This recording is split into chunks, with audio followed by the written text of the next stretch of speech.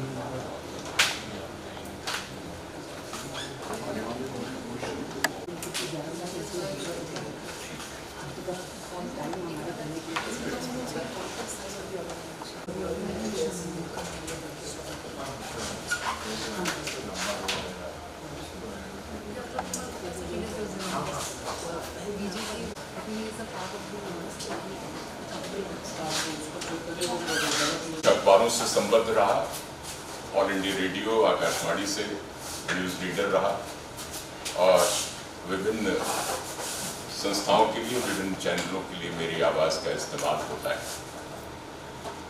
आज मेरा ये सौभाग्य है कि मैं अक्षरधात्री माँ वेल्दी हॉर्न सीनियर फिशर के जन्मदिन पर आपके साथ उपस्थित हूँ और आपका अभिनंदन कर रहा हूँ। आप सभी का बहुत बहुत स्वागत है। और ऐसे मौके पर इंडिया लिटरेसी बोर्ड जो अक्षरधात्री माँ वेल्दी फिशर जी ने स्थापित किया था, उनके जन्मदिन के अवसर पर 1879 आज ही का दिन 18 सितंबर उनका जन्म हुआ था न्यूयॉर्क, अमेरिका के न्यूयॉर्क के रोम कस्बे में। वहाँ भी एक कस्बा है जिसका नाम रोम है, वहाँ उनका जन्म हुआ था। और देखिए कितनी बड़ी बात है कि हमारी संस्कृति सनातन धर्म में, वेदों में इस बात का उल्लेख है, अयम निजा परो वे घटना लग चेत सा, उदार चरिता नाम तो वसुधैव कुटुंबकम, पूरी वसुधा ही उनके लिए परिवार है। और इस चीज का बिल्कुल देखिए चरित्र चित्रण किया वेल्दी फिशरमैन ने। किस उम्र में वो यहाँ पर आई ये देखने की बात है। 76 वर्ष की उम्र में वो आई। ये समय होता है कि आप 60 साल की उम्र में अवकाश प्राप्त कर लेते हैं और उसके बाद में फिर सोचते हैं कि बच्चों की जिम्मेदारी है, बच्चे संभालेंगे, युवा पीढ़ी आएगी, अगली पीढ़ी संभालेगी। लेकिन उन्होंने अपने देश में नहीं, भारत देश, वर्षा समुद्र के ऊपर हो रही है तो समुद्र में तो पानी के लबालब खाई है, पूरी जलराशि है। लेकिन अगर रेगिस्तान में हो जाए तो उसका एक विशेष फायदा है। और वही आपको तत्व देखने को मिला। वेल्दी फिशरमैन यहाँ पर आई और उन्होंने लिटरेसी, साक्षरता के लिए एक अभियान छेड़ दिया। सोचिए कि 1961 की जब जनगणना हुई थी तब 30% से नीचे साक्षरता का रेट था, दर थी उसकी। और 2023 में वही साक्षरता अब 73% से ऊपर है। तो ये एक काम उन्होंने जो किया, निरक्षरों को साक्षर किया और निरक्षरों को साक्षर करने के लिए एक फौज तैयार कर दी। इंडिया लिटरेसी बोर्ड की स्थापना की। सबसे पहले आप देख लीजिए, यहाँ मैं थोड़ा सा पीछे हट रहा हूं। उन्होंने जब भारत की यात्रा की तो महात्मा गांधी जी से उनकी मुलाकात हुई और महात्मा गांधी जी ने जो बात उनसे कही कि गांव में जाओ और ग्रामीण लोगों की सेवा करो, साक्षरता के लिए काम करो, ये उनके लिए एक सिद्धांत हो गया, एक मार्गदर्शी सिद्धांत हो गया। और देखिए कि किस उम्र में उन्होंने आकर के भारत में सबसे पहले 1953 में जो एग्रीकल्चरल इंस्टीट्यूट नैनी में है, प्रयागराज में, वहां पर उन्होंने 1953 में आकर के काम शुरू किया, वहां के निरक्षरों को साक्षर करना शुरू किया। और केवल निरक्षरों को स्वयं साक्षर करना नहीं शुरू किया, बल्कि उन्होंने ऐसी कार्यकर्ताओं की एक टीम तैयार की जो दुनिया में, देश में फैल करके उन्होंने निरक्षरों को साक्षर करने का काम शुरू किया। लेकिन आप देखिए एक और महान शिक्षाविद कन्हैयालाल माणिकलाल मुंशी जी, जो उस समय यहाँ के राज्यपाल थे। भारतीय विद्या भवन का नाम आप जानते हैं और वो उनके नाम से जाना जाता है, कन्हैयालाल माणिकलाल मुंशी जी के। तो उन्होंने 1956 में उनसे कहा कि वेल्दी फिशरमैन, आप लखनऊ आइए। लखनऊ में आपकी कार्य विधि का, आपकी गतिविधियों का ज्यादा स्कोप है और हम आपको जो कुछ भी मदद हो सकती है वो मदद करेंगे। तो वेल्दी फिशरमैन 1956 में आ गए। मुख्य सचिव महोदय और मुख्य अतिथि महोदय का स्वागत है। तो 1956 में वेल्दी फिशरमैन लखनऊ आ गई और उन्होंने इंडिया लिटरेसी बोर्ड, भारतीय साक्षरता परिषद, ये मिशन की शुरुआत लखनऊ में की। और इसके बाद फिर आप देखिए उन्होंने इंडिया लिटरेसी बोर्ड, साक्षरता निकेतन और 2 किसान विद्यापीठ की स्थापना की। और उसके बाद में 80,000 ऐसे कार्यकर्ताओं की फौज जो मास्टर ट्रेनर्स के तौर पर थे, उन्होंने पूरे देश में अनेक राज्यों में जो निरक्षर लोग थे उनको साक्षर किया, जो आजीवन शिक्षा का उन्होंने एक महती कार्य किया। और ये बहुत एक बड़ी बात थी। और केवल यही नहीं कि भारत के 80,000 लोगों को उन्होंने ट्रेन किया, जिन्होंने फिर साक्षरता का इतना बड़ा यज्ञ किया और इतना बड़ा जो है अभियान छेड़ दिया और इतनी बड़ी कामयाबी मिली कि कहाँ 30% से नीचे की साक्षरता की दर और आज 73% से ऊपर की साक्षरता की दर। तो ये बहुत बड़ी बात है। और इसके अलावा 38,500 ऐसे लोग जो विकासशील देशों में, आपके नेपाल, बांग्लादेश, श्रीलंका, सोमालिया, फिजी और ईरान, इराक जैसे देशों से, उन लोगों को भी ट्रेन किया। उन्होंने जाकर के अपने अपने देशों में साक्षरता का एक यज्ञ किया और साक्षरता का अभियान छेड़ा और वहां पर भी साक्षरता बढ़ी। तो सबसे बड़ी शिक्षा का जो हम लोगों को लाभ मिलता है वो ये मिलता है कि जब हम शिक्षित होते हैं तो अपने विकास की संभावनाओं के बारे में और बेहतर जीवन यापन के बारे में हमको जानकारी मिलती है और हम एक विकास की जो एक रफ्तार होती है उसको पकड़ लेते हैं, विकास की दौड़ में हम शामिल हो जाते हैं। अब तुम्हारे सामने माननीय मुख्य अतिथि महोदय का आगमन हो गया है। मैं chairman Indian literacy board Shri Sanjay Bhus Reddy ji से स्वागत करने के लिए अनुरोध करता हूं और शॉल लगाकर स्वागत करें।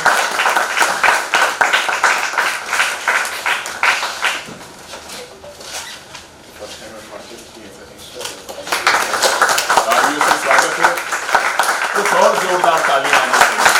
ये अब जाके मिला, ये बहुत पुनीत कार्य का अवसर है। अब मैं chairman Indian literacy board Shri Sanjay Bhus Reddy ji से स्वागत उद्बोधन के लिए निवेदन करता हूँ। माननीय मुख्य अतिथि महोदय, प्रदेश के मुख्य सचिव Shri Durgashankar Mishra ji, doctor Welthy Fisher पुरस्कार हेतु चयनित विजेतागण, हमारे दो डॉक्टर दास उड़ीसा से आए हैं और नाडर फाउंडेशन हमारे बीच आज उपस्थित है।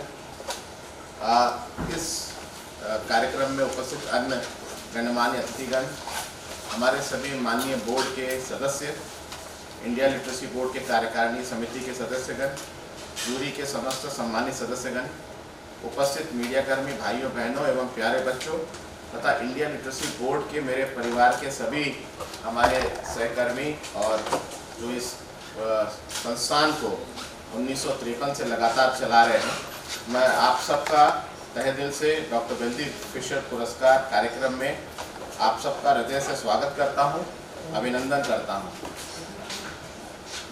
अक्षरदात्री माँ के नाम से प्रसिद्ध संयुक्त राज्य अमेरिका में जन्मी डॉक्टर वेल्दी कोशिंगर फिशर द्वारा महात्मा गांधी जी की प्रेरणा से भारत में निरक्षरता के अंधकार को मिटाने का बीड़ा उठाया था और ये उन्होंने 1953 में इसको शुरू किया।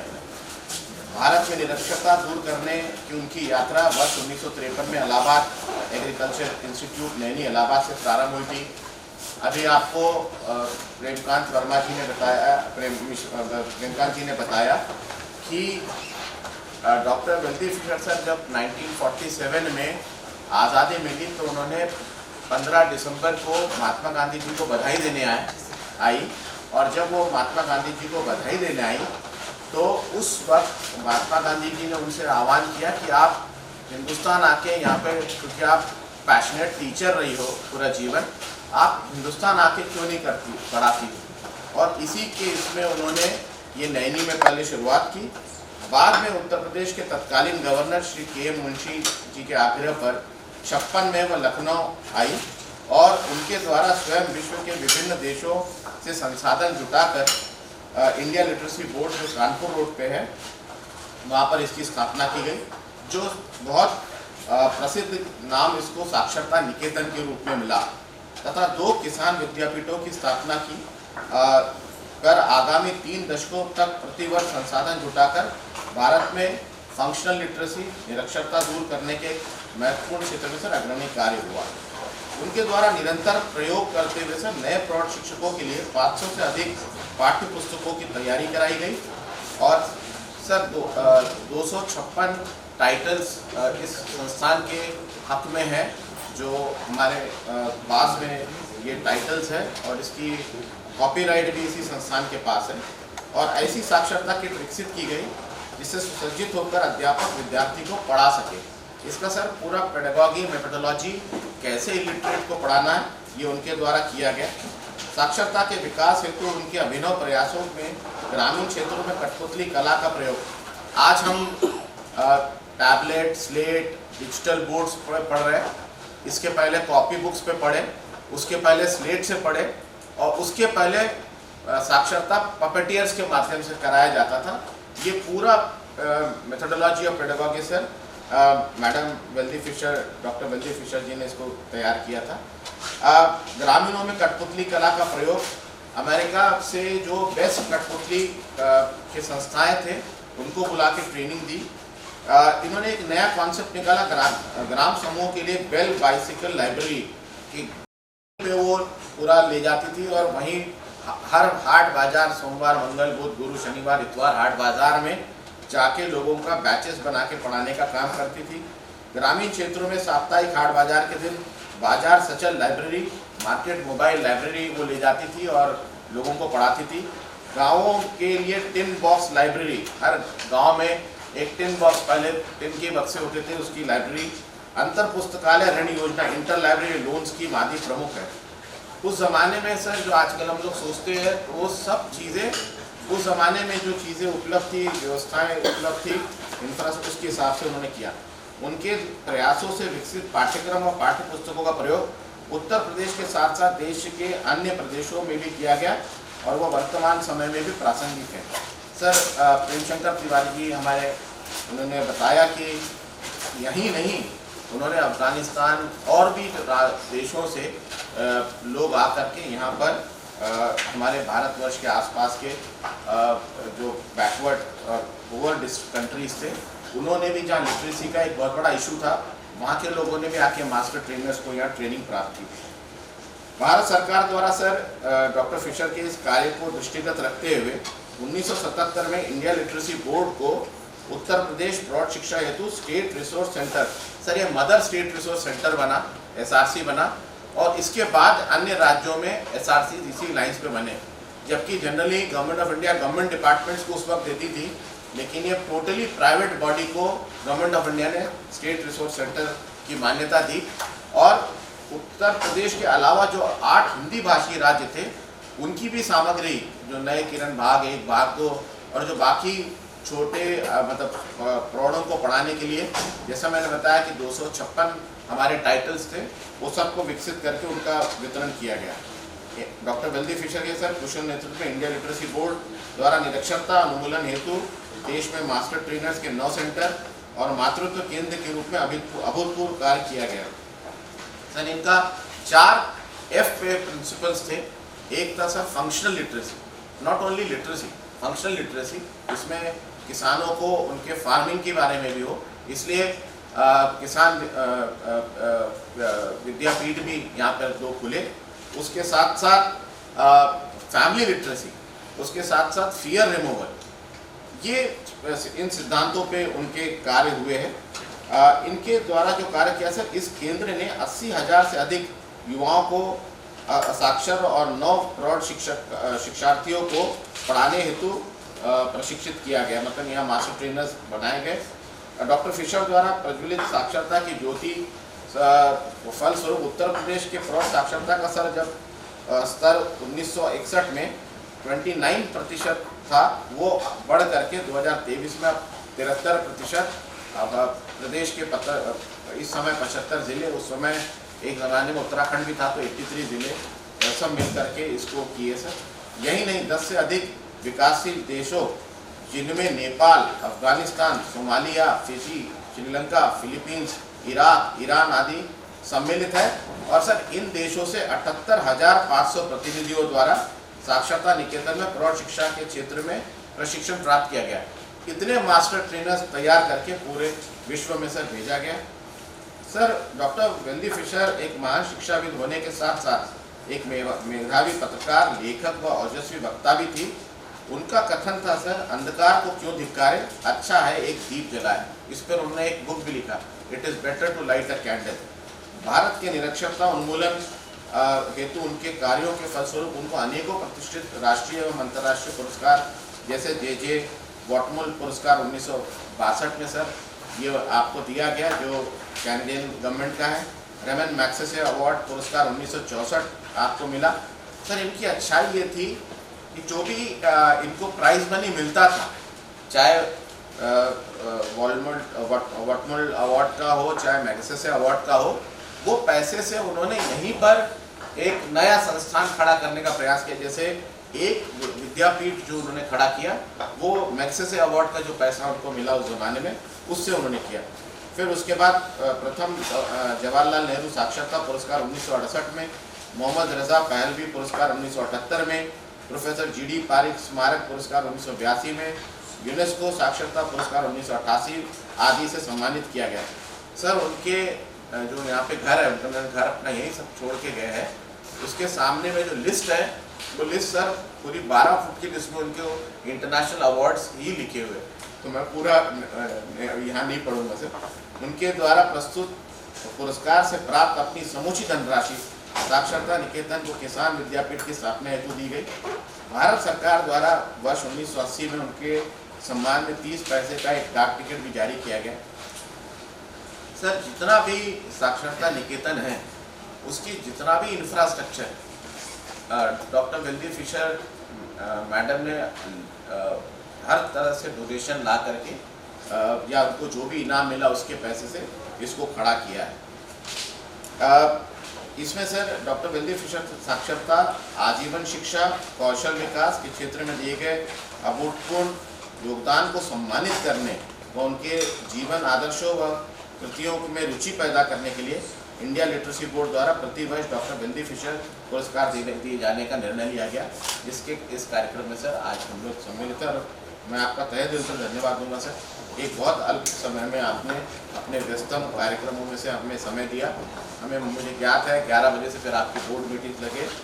इस वर्ष सर ये पुरस्कार व्यक्तिगत श्रेणी में सुश्री डॉक्टर विद्या दास को उड़ीसा के आदिवासी क्षेत्र के जनजातियों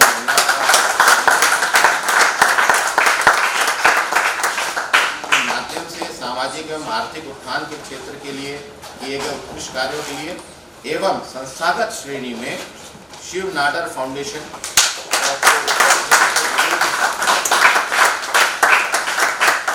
जिलों में साक्षरता विकास के क्षेत्र में किए गए उत्कृष्ट कार्यों के लिए प्रदान किए जाने का निर्णय लिया गया सर। ये निर्णय हमारे जूरी ने लिया है, इंडिपेंडेंट जूरी ने। मैं पुनः डॉक्टर वेल्दी फिशर पुरस्कार कार्यक्रम में आप सभी का स्वागत एवं अभिनंदन करता हूँ। बहुत बहुत धन्यवाद।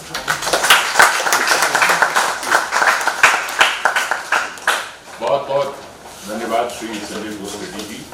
और अब वो समय आ गया कि जब इस साक्षरता मिशन में बहुत ही महती भूमिका निभाने वाले हम व्यक्ति और संस्था दोनों को सम्मानित करने जा रहे हैं। और इस कड़ी में सबसे पहले नाम आता है श्रीमती विद्या दास जी का। एक बार खड़े हो जाइए अपने स्थान पर।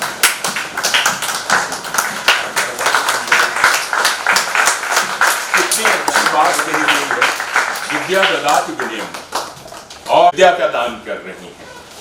विगत 35 वर्षों से अधिक समय से ओडिशा के पिछड़े क्षेत्रों में औपचारिक और गैर औपचारिक शिक्षा, आजीवन शिक्षा, जागरूकता सृजन, कौशल विकास, नीति, वकालत, मानव अधिकार और प्राकृतिक संसाधन प्रबंधन के क्षेत्र में जनजातीय लोगों की भागीदारी सुनिश्चित करते हुए उनके सामाजिक एवं आर्थिक उत्थान के लिए सतत कार्य कर रही हैं।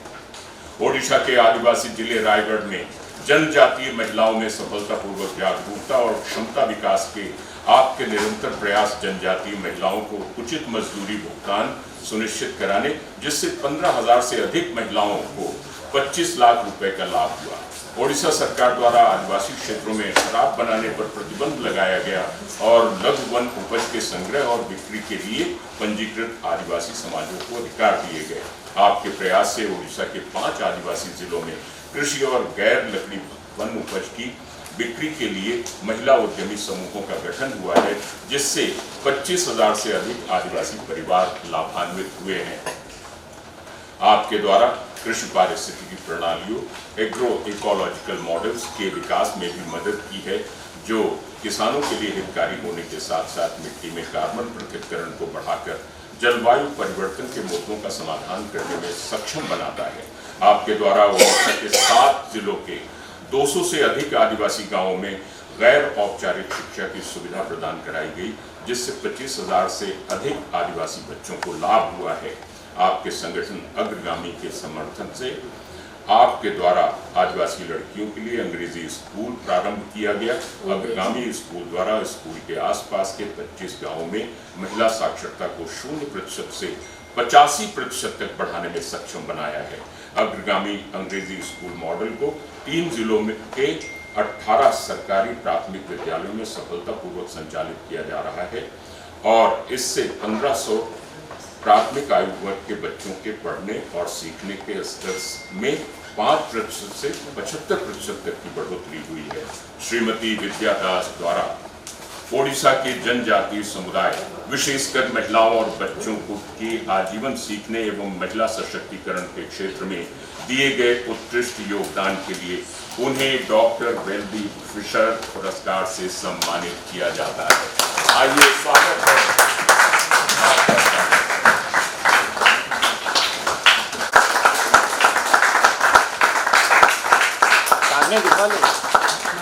बोल लो। ये संयुक्त पुरस्कार 1 लाख का है, जो संयुक्त पुरस्कार दिया जा रहा है। 50,000 रुपए की धनराशि श्रीमती विद्या दास जी को और शिव नाडर फाउंडेशन को। इनका कार्य है सर, इसका पूरा ये आपका पूरा पॉलिसी रख देना सर। इसको नीचे रख दो। आपके कार्य का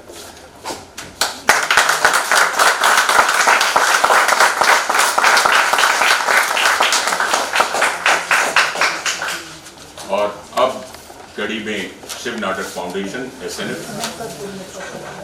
अच्छा हाँ, आपका आप यहीं से बैठ के मैं थोड़ा मेरा हिंदी टूटी फूटी है तो मुझे माफ़ करेंगे। Whether I'm worthy of this award, I really don't know, but I'm really honored। और मैं वेल्दी फिशर के बारे डॉक्टर वेल्दी फिशर के बारे में पढ़ी थी, तो it is really an honour कि मुझे ये अवार्ड दिया जा रहा है। And I thank India literacy house for this great honour that they are doing. संक्षेप में मैं थोड़ा काम कैसे की। हाँ, oh thank you। Okay, I will try to tell in brief, and I can be faster in English. That's my only excuse. So actually we have been working in literacy from 1990s, late 1980s, and we worked in all the tribal districts, and we found that some of the major problem was that children were not picking up literacy, and we didn't know about people like Dr. Weldie Fisher. Actually, I didn't know till I was informed about this award. So, and we found that the teachers found it very hard to teach them. One was the tribal language, but we also had tribal teachers teaching them. The other one was methodology. So very briefly, we went deep into the method of literacy teaching, and we have developed some very innovative and creative methods which help the teacher also to teach very easily, and the children also to catch the methods and literacy very quickly. The problem is that these are first generation children, and first generation children are not taught at home. They only learn in a group of 30 or 40 children in class, and the teachers are not, even if they are tribal language teachers, they are not equipped to teach literacy. That is why in India, despite all the programs, in addition to Dr. Weldie Fisher's effort, in India we still have maybe a literacy rate of something like 75%, but the reading levels are still, 46%. Yeah, so that means more than half the children cannot read. You must have come across several reports.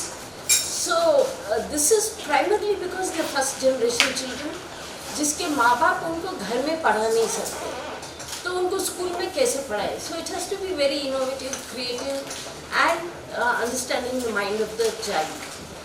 So we are happy to say we have got very wonderful results with this. And as I said, we have worked in government schools also.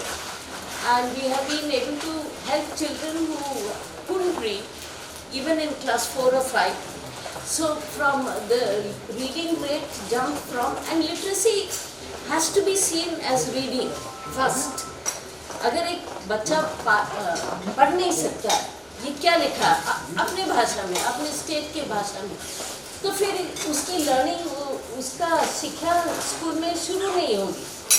तो फिर हम reading में बहुत focus दिए हैं और हमारा बहुत अच्छा रिजल्ट आए हैं और हम चाहते हैं कि ये रेप्लिकेशन भी हो. And I would just like to present some of the books because our own students are now writing our school's annual report. So I'd like to present this to please get ready. So please bear with me. This is what the children have written, and you can see. They've written in Odia and we've translated it to English. And the illustrations, the other book has colored illustrations. Okay. So they, अभी बच्चे अपने भाषा, ओडिया भाषा में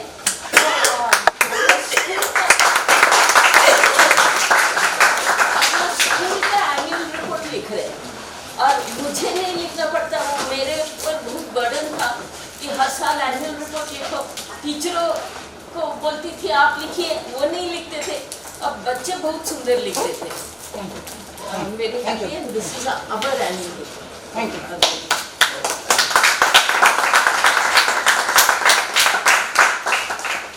thank you sir. Thank you ma'am, बहुत बहुत आपको धन्यवाद. सरकारी शिक्षा के माध्यम से व्यक्तियों को सशक्त बनाकर एक अधिक न्याय संगत, योग्यता आधारित समाज के निर्माण के लिए प्रतिबद्ध है. शिव नाडर फाउंडेशन द्वारा शिक्षा इनिशिएटिव का शुभारंभ वर्ष 2012 में देश में ग्रामीण शिक्षा कार्यक्रमों के बड़े पैमाने पर कार्यान्वयन को संचालित और सुविधाजनक बनाकर एक समावेशी और सशक्त समाज के लिए साक्षरता की दृष्टि से किया गया. इसके बाद मनोरंजक गतिविधियों के माध्यम से छोटे बच्चों के समग्र विकास के लिए उमंग की शुरुआत हुई. कोविड-19 के दौरान मोबाइल साक्षरता पहल शिक्षा किरण के माध्यम से शिक्षा को समुदाय के करीब ले जाया गया. फाउंडेशन की नई पहल में शिक्षा समृद्धि है, शिक्षा आरंभ और प्रोजेक्ट मॉडल स्मार्ट स्कूल सम्मिलित हैं. शिक्षा इनिशिएटिव द्वारा वर्ष 2012 से उत्तर प्रदेश के 22 जिलों के 2030 स्कूलों को कवर किया गया है, जिसमें 2,08,000 छात्रों को लाभ पहुंचाने के लिए 4,100 शिक्षकों और 1,000 स्वयंसेवकों को प्रशिक्षित किया गया है. सोचिए ये लोग कितना बड़ा, जब इतने लोग प्रशिक्षित किए गए हैं तो एक व्यक्ति अगर 10-10 लोगों को भी करता है शिक्षित तो कितना बड़ा एक यज्ञ बन जाता है. ये प्रशिक्षित किया गया. शिव नाडर फाउंडेशन द्वारा वर्ष 2016 में शिक्षा प्लस कार्यक्रम के माध्यम से शिक्षा इनिशिएटिव का रणनीतिक रूप से प्रौढ़ साक्षरता के क्षेत्र में विस्तार किया गया. इसकी स्थापना के बाद से 600 गांवों में गठित शिक्षा प्लस बैचों से 58,000 वयस्क शिक्षार्थियों ने स्नातक की उपाधि प्राप्त की है.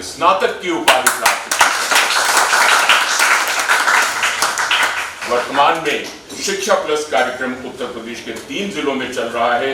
350 गांव संतृप्त हैं, जिनमें 75% महिला आबादी को साक्षर बनाया गया है. 75% महिला आबादी को बहुत बड़ी उपलब्धि है. जन शिक्षकों के माध्यम से वयस्क साक्षरता पैदा करने के लिए CMS सामग्री प्रबंधन प्रणाली और गैर CMS निर्धारित पुस्तक नई किरण के साथ अध्ययन का उपयोग किया जाता है. शिक्षा प्लस कार्यक्रम वर्तमान में उत्तर प्रदेश की 11 जेलों में भी, ये बहुत बड़ी बात है, जेलों में भी 1050 स्नातक जेल कैदियों के साथ संचालित है. शिक्षा प्लस ग्राम पंचायत स्तर पर 8 सामुदायिक पुस्तकालय भी संचालित करता है. वर्तमान शैक्षणिक वर्ष वर्ष 2023-24 में शिक्षा इनिशिएटिव ने शिक्षा की शाश्वत शक्ति के माध्यम से लाभार्थियों के जीवन में परिवर्तन लाने के व्यापक मिशन के साथ अन्य 70,000 शिक्षार्थियों को स्नातक करने का लक्ष्य रखा है। बड़ा लक्ष्य है, हम आपके लिए शुभकामनाएं देते हैं। शिव नाडर फाउंडेशन द्वारा उत्तर प्रदेश में प्रौढ़ साक्षरता के क्षेत्र में दिए गए उत्कृष्ट योगदान के लिए उन्हें डॉक्टर वेल्दी फिशर पुरस्कार से सम्मानित किया जाता है। और शिव नाडर फाउंडेशन के प्रतिनिधि रॉबिन सरकार जी, I know all of them. बड़ा काम है और प्रोत्साहित करने वाला काम है, जिससे कि और लोगों को भी प्रेरणा मिलती है।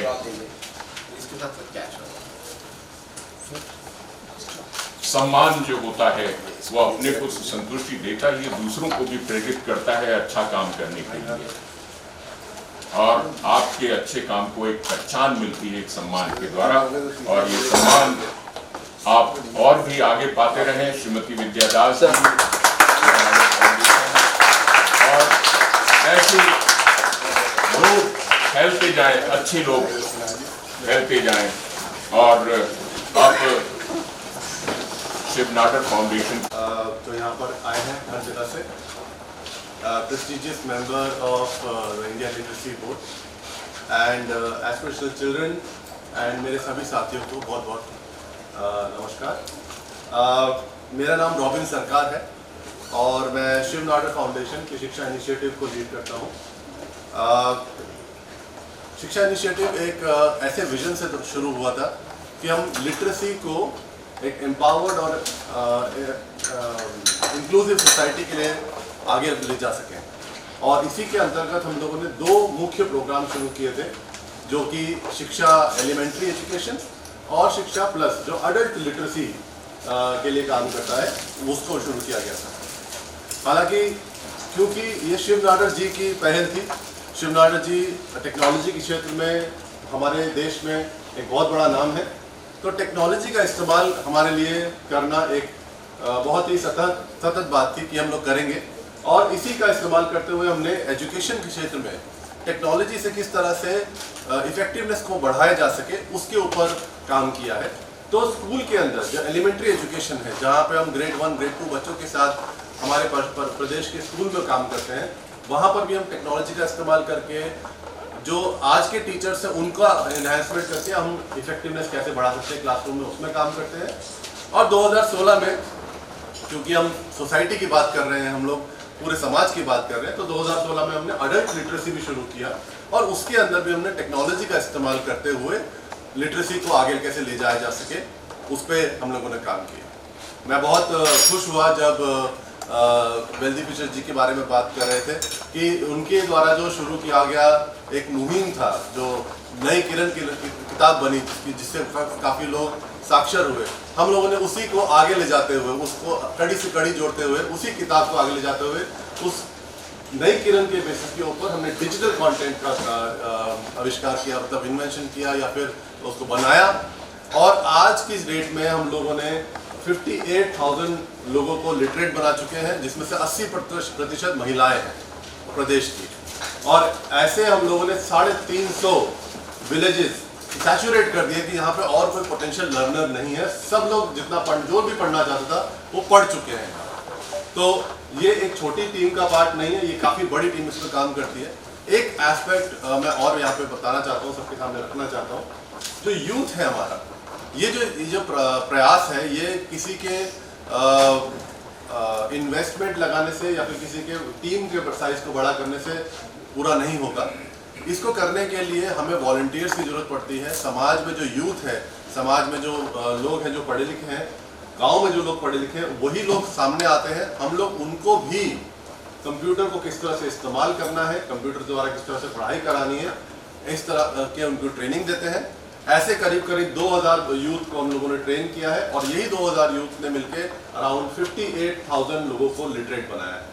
तो ये हमारा काम है जो हम लोग आगे ले जाते रहेंगे। हम लोगों ने, जैसे सर जी ने कहा था कि हम लोग एक बड़े लक्ष्य की तरफ आगे बढ़ रहे हैं। 70,000 लर्नर्स हम लोग लिटरेट बनाएंगे इस वर्ष, लेकिन हमारा जो दूरगामी विजन है वो है कि हम 1 साल के अंदर 500,000 यानी कि करीब 5 लाख लोगों को,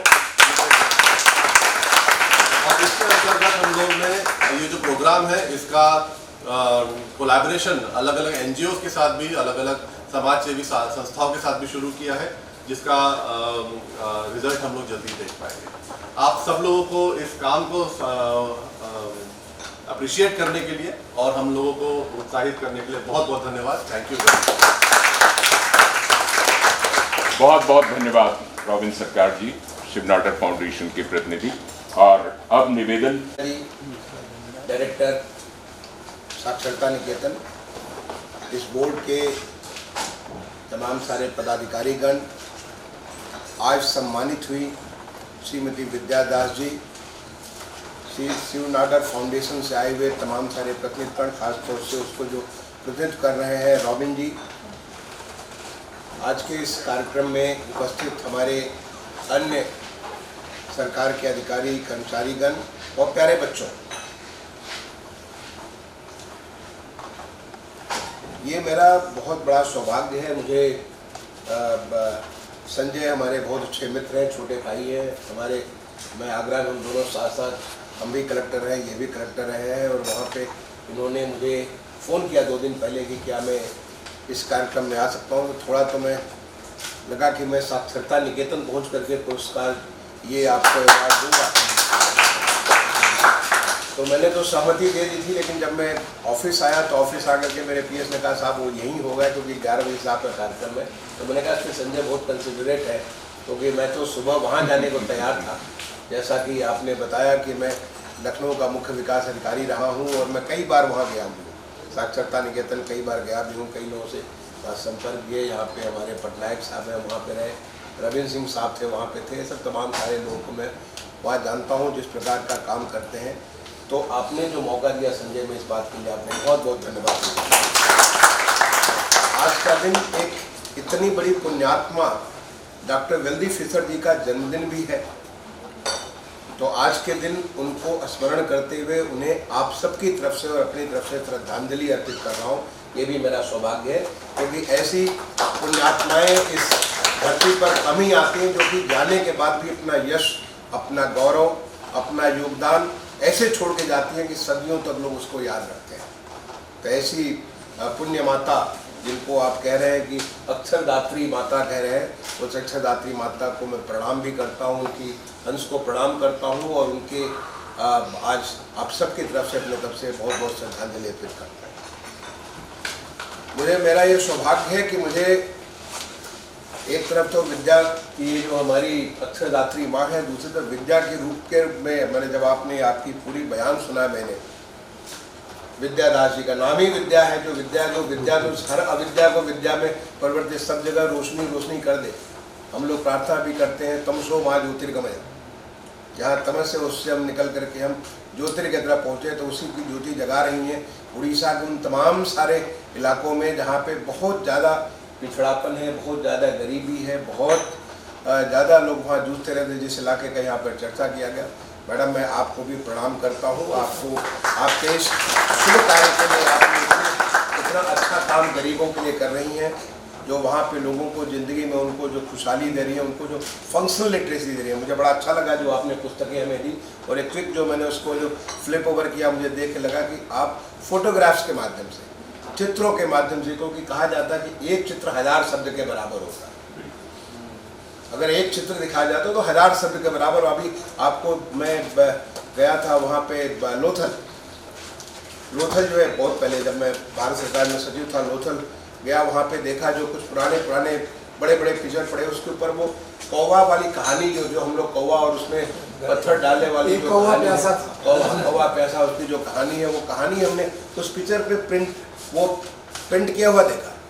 मुझे लगा देखो लोथल तो हजारों साल पहले, ये हमारी सिंधु घाटी सभ्यता का वो अंश है, और उस समय भी ये कहानी लिखी भी तो नहीं है, लेकिन वो जब उसको देख करके मुझे पूरी कहानी, ऐसे बहुत सारी चीज़ें वहाँ मैंने जब पेंटेड देखा, तो ये हमारे यहाँ तो ये पेंटिंग के माध्यम से पूरी कथा हमारी एक दूसरी तरफ से एक जनरेशन से दूसरी जनरेशन, पीढ़ी दर पीढ़ी चलती आ रही थी।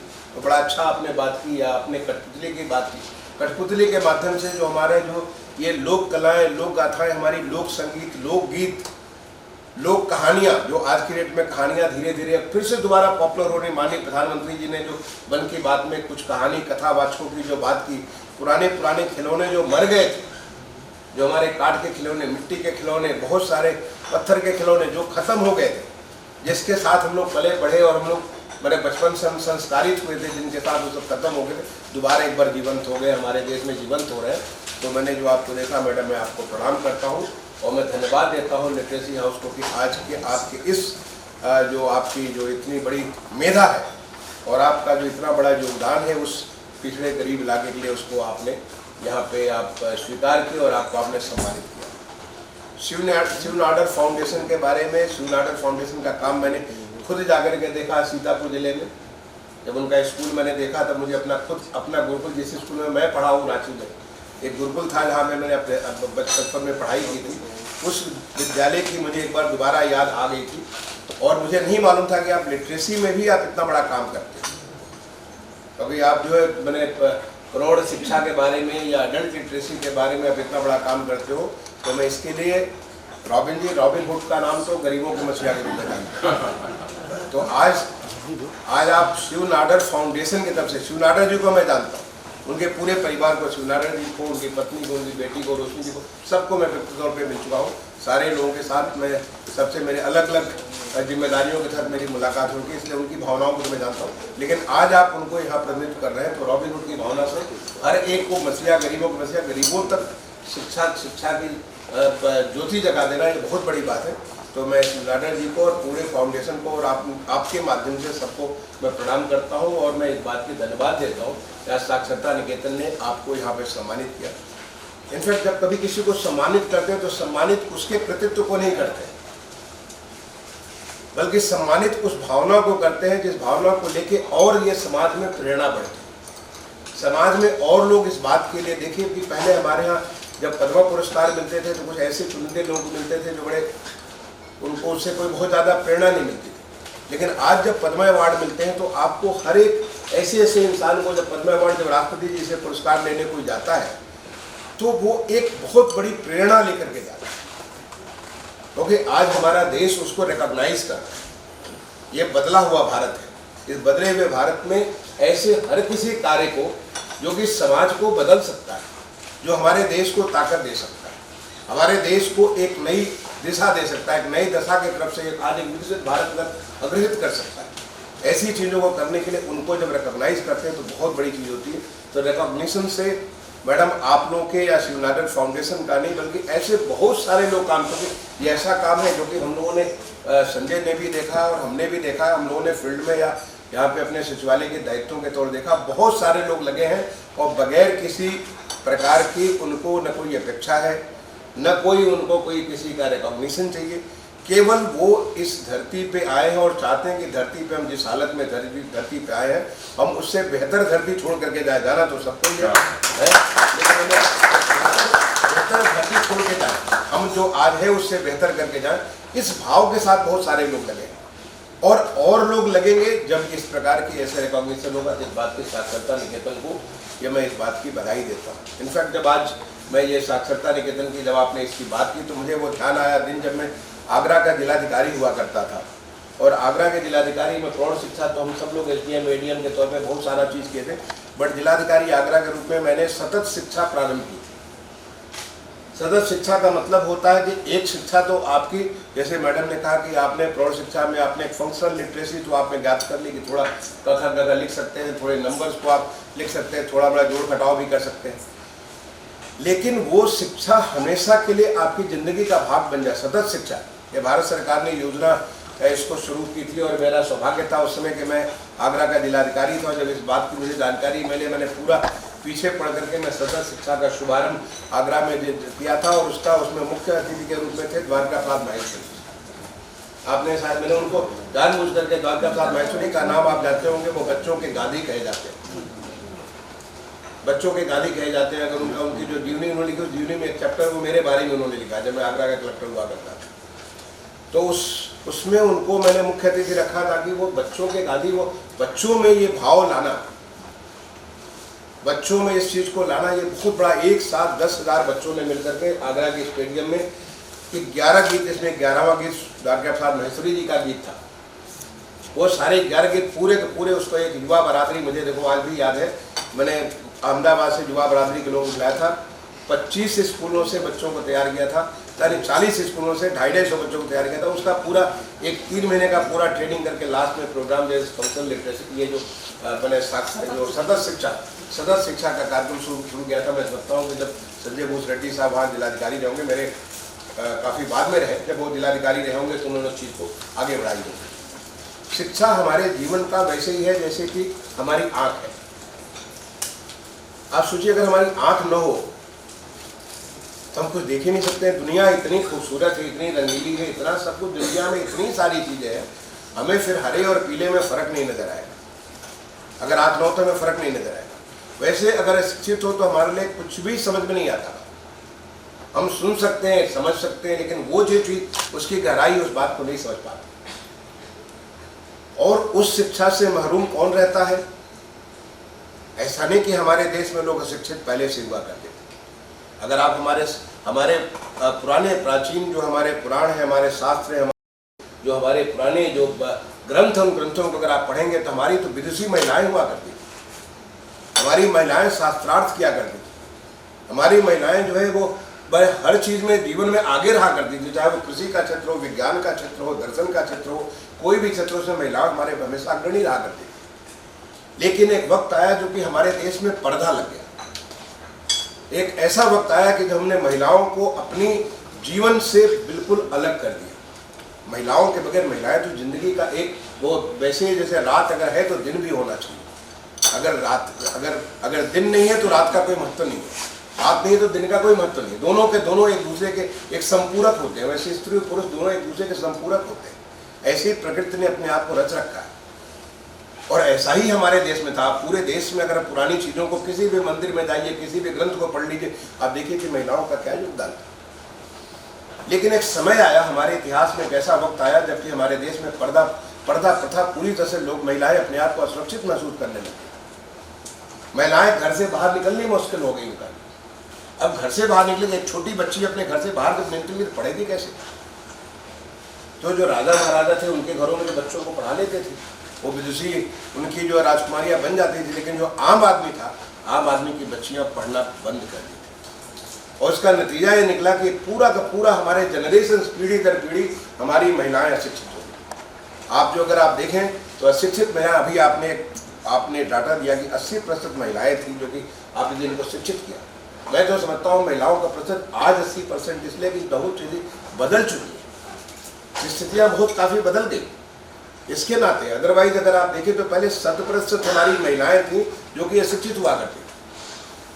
और महिला अशिक्षित हो इसका मतलब कि क्या हुआ कि जनरेशन अशिक्षित है। क्योंकि हमारी पहली अध्यापक जो है, पहली गुरु जब हम कहते हैं मातृदेवो भव, हम कहते हैं सबसे पहली गुरु हमारी जिंदगी में हमारी माँ होती है। माँ से ऊपर मातृदेवो भव, पितृदेवो भव, गुरुदेवो भव। मैंने पहले माता होती है, उसका पिता होता है, उसका गुरु होता है। सबसे पहला गुरु हमारी माँ होती है। और माँ ही अशिक्षित है तो हमारा गुरु अशिक्षित है, वो क्या हमें पढ़ाएगा? जहाँ हमारा ज्ञान जो है रामायण में और गीता में और ये सब तमाम सारे ग्रंथों में भरा पड़ा है, अगर माँ ही हमारी उस बातों को नहीं समझ सकती है तो फिर हमको कैसे वो पढ़ा सकती है? और ये हमारे देश की शिक्षा का कारण जो था वो पर्दा सिस्टम था। दूसरी हमारे देश की अशिक्षा का जो बहुत बड़ा कारण था हमारी निर्धनता।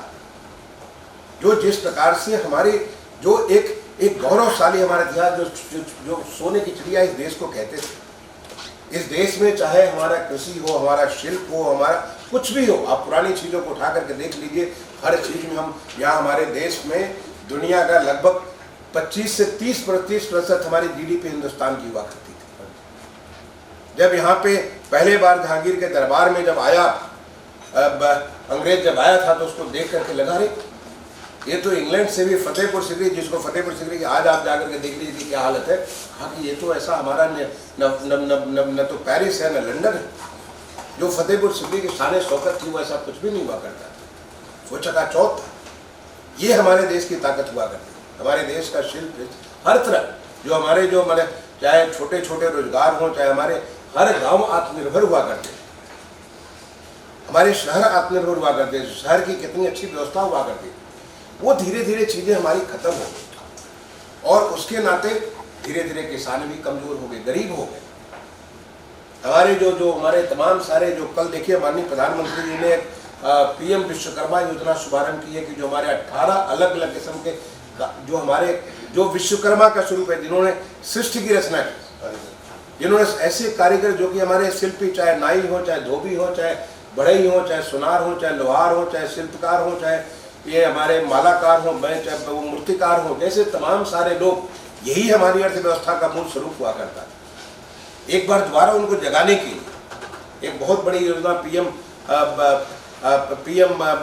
विश्वकर्मा योजना का कल माननीय प्रधानमंत्री जी ने शुभारंभ किया, जो कि हमारे विश्वकर्मा जी जो हमारे एक देव शिल्पी जिनको कहते हैं, उस देव शिल्पी का कल जन्मदिन था, उसके ऊपर वो तो माननीय प्रधानमंत्री जी का जन्मदिन था, उन्होंने कल उसका शुभारंभ किया। हमारे प्रदेश में हमारे मुख्यमंत्री जी ने तो बहुत पहले यहाँ पे एक विश्वकर्मा श्रम सम्मान योजना शुभारंभ की, जिससे कि जिसके माध्यम से आज करीब 2 लाख से ज़्यादा हमारे संजय को मालूम होगा 2 लाख से ज़्यादा हमारे शिल्पियों को जो तमाम किस्म के ऐसे ऐसे छोटे छोटे रोजगार जो करते हैं उनको ट्रेनिंग दे करके उनको पूंजी दे करके उनकी ज़िंदगी को सुधार करने के लिए, जो आदमी बैठ करके अपना एक पेड़ के नीचे हजामत बनाता है, बाल काटता है, वो अगर किसी एक छोटे से दुकान में करता है, उसको जो वहाँ पे 10 रुपये में करता है उसकी जगह उसको 100 रुपये मिलना चालू हो जाए।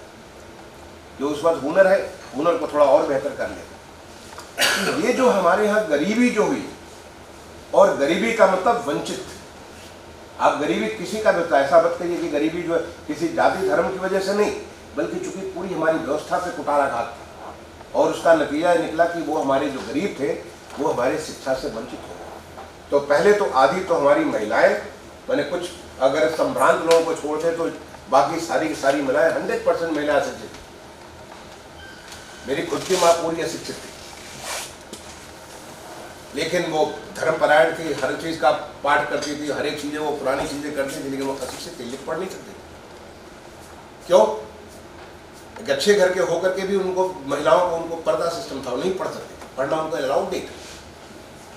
हमारे खुद के अपने परिवार में हमारे मैंने हम लोग सारे पढ़े, हमारी बहनें उतनी बाद में जब हम लोग आगे बढ़े तो हमारी बहनों को हमने पढ़ाना चालू किया, क्योंकि गाँव में यही सिस्टम हुआ करता था। तो ये जो पहले तो महिलाएं और उसके बाद वो निर्धन, ये मिला करके हमारे कुल 81% लोग हो जाते थे, 80% 85%। इसके नाते हमारे यहाँ शिक्षा की, इसके नाते प्रौढ़ शिक्षा की आवश्यकता पड़ी। मैं धन्य है माननीय प्रधानमंत्री जी का, जिन्होंने बेटी बचाओ बेटी पढ़ाओ कार्यक्रम शुरू किया। बेटी पढ़ाओ बेटी बचाओ कार्यक्रम करने से हमारे देश में पहले बार बच्चियों को न केवल उनको एक अधिकार मिला, उनके ऊपर सबका एक ध्यान गया कि हमारी बच्चियां पढ़ेंगी। गांधी जी कहते थे कि एक बच्ची को आप पढ़ाओगे, अगर एक महिला शिक्षित होगी तो पूरी पूरी पीढ़ी जनरेशन शिक्षित हो जाएगी। वैसे जैसे कि चाइनीज कहानी कहते हो कि आप एक मछली दोगे तो एक आदमी का पेट भरेगा, मछली मारने का ढंग बना लोगे तो पूरा का पूरा हमेशा के लिए आपका पेट भरेगा। तो एक महिला को अगर आप पढ़ा दोगे तो उस महिला को पढ़ने से पूरा का पूरा परिवार, उस परिवार में एक नया भाव आ जाएगा, नई सोच आ जाएगी। और आज बेटी पढ़ाओ बेटी बचाओ का ये नतीजा निकला कि हमारे जो NFHS की जो हमारे डाटा है उसके मुताबिक आज मैंने मेल फीमेल का जो रेशियो है उन तमाम सारे राज्यों में जहाँ नेगेटिव हुआ करता था, 900 से भी कम, हजार पुरुष पे 900 से भी कम बच्चियाँ हुआ करती थी, आज वहाँ पे भी काफ़ी वृद्धि हुआ। और हमारे प्रदेश में तो बहुत वृद्धि हुआ है। उत्तर प्रदेश का NFHS 5 का जो डाटा है उसमें बहुत ज़्यादा वृद्धि हुई, लेकिन सभी प्रदेशों में वृद्धि हुआ। उसका नतीजा ये हुआ कि सारी की सारी हमारी बच्चियाँ पढ़ गई। बहुत सारी हमारी बच्चियाँ इसलिए नहीं पढ़ती थी कि कक्षा 1-2 पाठ कर लेते, उसके बाद जो हमारे स्कूलों में शौचालय नहीं हुआ करते। अब बच्ची कहाँ जाएगी शौचालय के लिए? मैं भारत सरकार में हुआ करता था, उसमें additional secretary urban development ministry हुआ करता था। माननीय प्रधानमंत्री जी ने जब स्वच्छ भारत का उन्होंने घोषणा की, पहले बार उन्होंने उद्घोष किया स्वच्छ भारत का 15 अगस्त 2014 को लाल किले के प्राचीर से, और उसके बाद एक स्वच्छ भारत अभियान प्रारंभ किया गया। उस अभियान में सबसे पहला जो टारगेट था वो टारगेट था कि हर एक स्कूल में शौचालय हो, जिससे हमारी बच्चियाँ पढ़ने से वंचित न रह जाए। और नतीजा हुआ कि एक देखते देखते पूरे देश के हर एक पूरा का पूरा होल ऑफ द गवर्नमेंट, क्योंकि मैं उसका पार्ट रहा हूँ और हर एक कैबिनेट सेक्रेटरी के मीटिंग वगैरह में हर जगह मैं जाया करता था, एडिशनल सेक्रेटरी जो इस काम को मैं देखता था, पूरा का पूरा देश देखते देखते सारे स्कूलों में टॉयलेट बन गए। दूसरा उन्होंने लिया कि जो ODF ओपन डेफिकेशन फ्री, हर घर में टॉयलेट। आज इतने 12 करोड़ टॉयलेट पूरे देश भर में बनते, कि उनके लिए बने, हमारी महिलाओं के लिए, उनके लिए प्रतिष्ठा का भाव बना। ये सारी चीज़ें हमारी बताती है कि जो हमारे देश की जो ताकत थी, वो ताकत कुछ बीच में खो गई थी। उस खोई ताकत एक बार दोबारा आने लगी, जिसका एक बहुत बड़ा नज़ारा पूरे दुनिया ने देखा कोविड के दौरान। जो जब हिंदुस्तान जगता है, हिंदुस्तान में जो ताकत है, वो ताकत एक बार अब आगे बढ़ती है, तो देखिए कि किस प्रकार से सारा देश एक साथ खड़ा हो जाता है। और वही हुआ कि कोविड में पूरी दुनिया ने देखा हिंदुस्तान का नज़ारा कि कैसे हमने इस कोविड के साथ लड़ाई जीती। माननीय प्रधानमंत्री जी के जो आह्वान होते थे, हमारे प्रदेश के बारे में लोग कहते थे, माननीय मुख्यमंत्री जी ने जिस प्रकार से पूरे प्रदेश को जिस तरह से अपने कोविड के दौरान किया, पूरा उत्तर प्रदेश एक हो गया, तमाम सारी चुनौतियों के बावजूद एक हो गया। तो मुझे लगता है कि ये शिक्षा इतनी महत्वपूर्ण है, शिक्षा इतनी महत्वपूर्ण है। साक्षरता निकेतन को मौका मिला हुआ कि इस प्रकार का काम वो करना है, और वेल्दी फिशर जी को सी वॉज सो मच, इतनी ज़्यादा वो मतलब उस समय अमेरिका से आकर के वो महिला,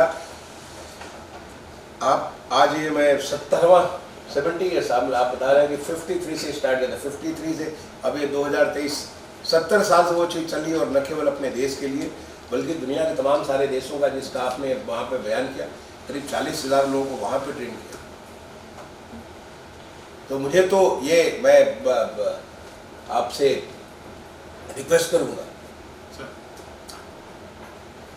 कि हमें लिटरेसी है, लिटरेसी, लेकिन लिटरेसी ज़्यादा इम्पोर्टेंट फंक्शनल लिटरेसी, जिसके बारे में आपने वेल्दी फिशर जी के बारे में बताया। फंक्शनल लिटरेसी ज़्यादा जरूरी की, कैसे लिटरेसी के माध्यम से कैसे आप किसी को, कैसे आप हमारा जो हुनर है, जब तमाम सारा खोया हुनर, उसको आप आगे बढ़ा सकते हैं, कैसे आप लोगों को हर एक को एक आर्थिक यूनिट बना सकते हैं, हर एक परिवार को एक अर्थव्यवस्था का एक बड़ा इंपॉर्टेंट, जब देश पूरा बदल रहा है तो हम भी क्यों नहीं बदलें, हम भी क्यों नहीं उसका पार्ट बने। और शिक्षा के माध्यम से हम बहुत कुछ चीज़ें कर सकते हैं।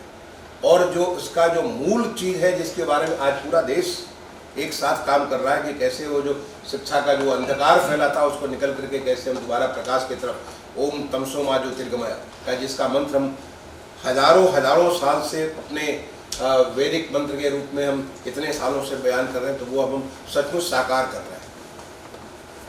तो आज इस दिन के अवसर पर, आज जो इतना इम्पोर्टेंट जो है डॉक्टर वेल्दी फिशर जी का जो जन्मदिन है, इस मानवा का जन्मदिन आज है, उस जन्मदिन के अवसर पर आप सारे लोग जो यहाँ पे एकत्रित है ये मनाने के लिए, मुझे सौभाग्य मिला। मैं संजय तुम्हें दोबारा एक बार धन्यवाद दूंगा। मुझे सौभाग्य मिला कि जो अच्छे कार्य करने के लोगों को मैं अपने हाथ से, इनको जो अपने आपको पुरस्कार से नवाज सका, इसके लिए मैं आपको बहुत बहुत धन्यवाद दूंगा।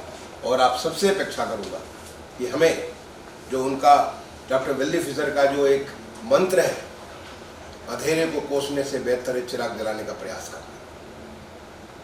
अंधेरे को हर कोई कोस सकता है, लेकिन बहादुर वही है जो उसमें छोटा सा चिराग जला दे, जिससे अंधेरा अपने आप खत्म हो जाए। और हम सब में वो ताकत है कि उस ताकत से हम चिराग जला सकते हैं। जरूरी नहीं है कि आपको जो सूरज जलाने की जरूरत है, सूरज होगा तो पूरी दुनिया को प्रकाशित कर सकता है, लेकिन आप जहाँ हैं वहीं एक छोटी सी दिया जला लेंगे तो अपने आप वहाँ प्रकाश हो जाएंगे। छोटी सी कैंडल जलाएंगे, अपने आप बातों के साथ अपनी बात को समाप्त करता हूँ। इन तमाम सारे बच्चों को भी अपने तरफ से बहुत बहुत शुभकामनाएं देता हूँ कि बच्चों, ये बदलते हुए भारत के बदलते हुए तुम नागरिक हो और एक देश को आगे बढ़ाओ। इस समय जो देश का स्वर्णिम काल जो चल रहा है, उस स्वर्णिम काल को, अमृत काल जिसको कह रहे हैं, अमृत काल में तुम इस एक अमृत काल वाहक बनो, देश को आगे बढ़ाओ। बहुत बहुत धन्यवाद। बहुत बहुत धन्यवाद माननीय मुख्य अतिथि महोदय, आपने अपने बहुत ही प्रेरित विचारों की अभिव्यक्ति दी और हम सब लोग बहुत ही प्रेरित हुए हैं, प्रोत्साहित हुए हैं। और धन्यवाद ज्ञापन के लिए अब डायरेक्टर इंडिया लिटरेसी बोर्ड संध्या तिवारी मैम जी IAS को मैं सादर आमंत्रित करता हूं। सर, एक चीज़ बताना चाहूँगा कि इंडिया लिटरेसी बोर्ड सबसे पहला श्रमजीवी विद्यापीठ कानपुर में चलाता था, जो स्किल डेवलपमेंट उस ज़माने के हिसाब से होता था। अब जो अपना स्किल मिनिस्ट्री है सर, वी रन 3 स्कूल्स, जन शिक्षण संस्थान लखनऊ, जन शिक्षण संस्थान कानपुर एंड 1 जन शिक्षण संस्थान देहरादून। तो वहाँ पर सर स्किल डेवलपमेंट मिशन का हम लोग सभी ट्रेड्स को चलाते हैं। यहाँ UPSRTC के सभी मैकेनिक्स को ट्रेन करते हैं और पावर कॉरपोरेशन के भी सभी इलेक्ट्रिकल टेक्नीशियंस को हम लोग ट्रेन करते हैं। Thank you. हेल्दी पुरस्कार पुरस्कार समारोह के को अपनी गरिमा में उपस्थिति से इसकी शोभा बढ़ाने के लिए माननीय सचिव महोदय के प्रति इंडिया लिटरेसी बोर्ड की ओर से मैं आभार और कृतज्ञता ज्ञापित करती हूँ और जो हमारे पुरस्कार विजेता है उनका आभार व्यक्त करती हूँ। आप लोग इस पुरस्कार समारोह में आए और उस पुरस्कार सदस्यों का मैं आभार व्यक्त करती हूँ। आप लोगों के मार्गदर्शन से ये कार्यक्रम आगे बढ़ा। सर, हमारी जूरी मेंबर विद्या बिंदु सिंह जी हैं, पद्मश्री, आप यहाँ उपस्थित हैं। आप ये जी सर, तो आपका बहुत बहुत स्वागत और आपके प्रति आभार व्यक्त करती हूँ। कार्यक्रम में उपस्थित इंडिया लिटरेसी बोर्ड के समस्त अपने सहयोगियों को मैं धन्यवाद देती हूँ। आप लोगों के सहयोग से कार्यक्रम सफल हुआ। सर, मैं एक अनुरोध करूँगी अंत में सारे हमारे पुरस्कार विजेता और बोर्ड सदस्यों के साथ आपके एक फोटो के। बिल्कुल, आपका बहुत बहुत धन्यवाद इस कार्यक्रम में आने के लिए। सर, हम लोग आ जाते हैं सबके साथ एक सामूहिक फोटो।